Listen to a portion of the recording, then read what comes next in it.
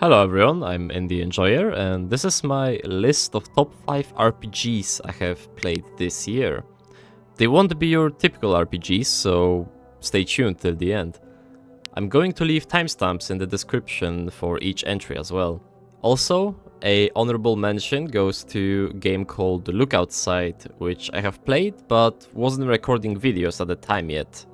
It is an amazing game and definitely worth checking out.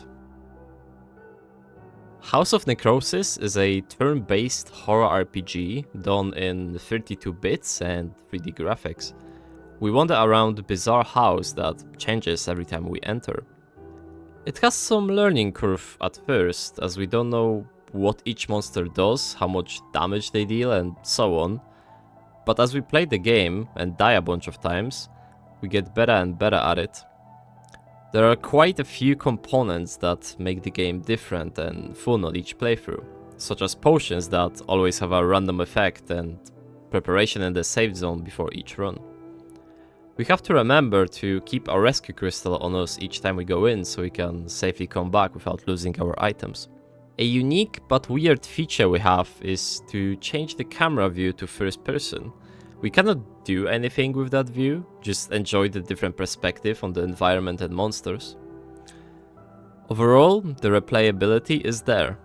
It will take a few tries to learn the game and learn spells which stay with us between the runs.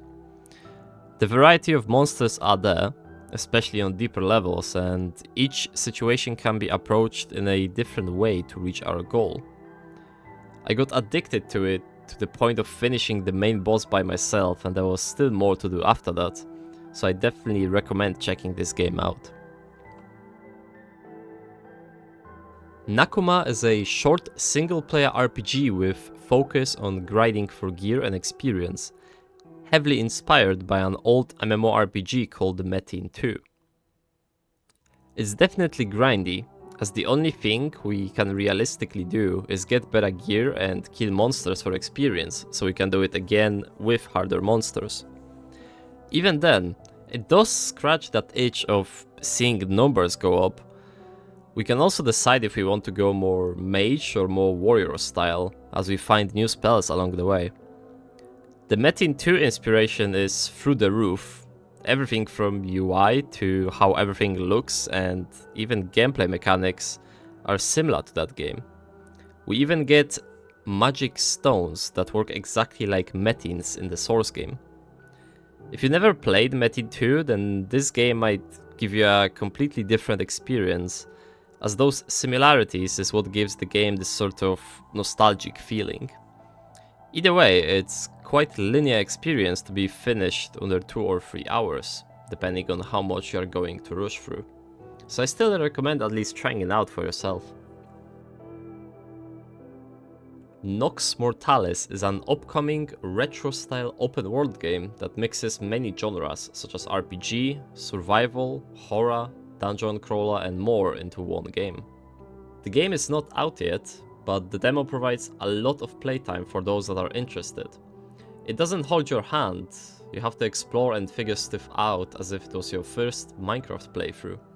It's not easy by any means. First time I met with some skeletons I almost got one-shotted, so preparation and exploring to know your limits is essential.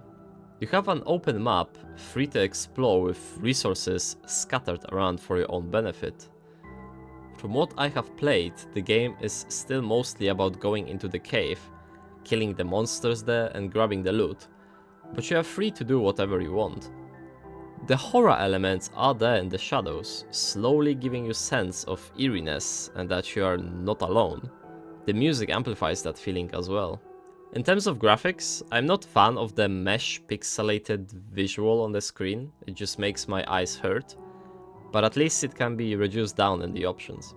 Overall, we will see how much it has to offer on release, but I would definitely put it on the wishlist. Gather and sell goods to restore the ruined towns and bring back the light to now dark world. Rekindled Trials is a bit different to other games on the list. With a bird's eye view, we run around the dark world with our fire companion and gather various items. Fish, roots, crystals, to power up generators, to bring back the light that was once present in our Terris. We have basic character customization, and it seems that everyone is an animal in this world. It mixes a few genres and mechanics to make itself what it is. It's heavily story-based.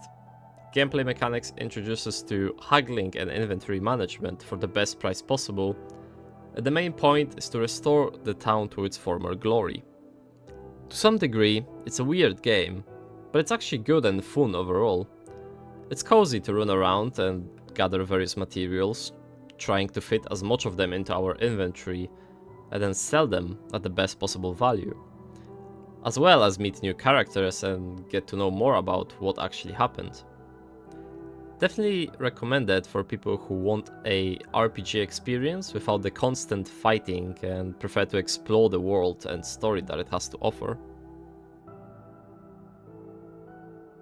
Carn Edge is an upcoming dark fantasy RPG mixed in with roguelite and auto-battling experience. This is definitely a game I want to play again when it comes out fully. It mixes dungeon crawling, roguelite, RPG and semi-auto-battling experience into one. Set in dark fantasy vibes, it reminds me of Cuphead, but evil version with all the colors and monster designs. We fight with our main character as well as our supportive minions. We can decide what sort of build we want to go for and what kind of minions will be helping us. The stronger we are, the better combo we get in our fights, making the process smoother.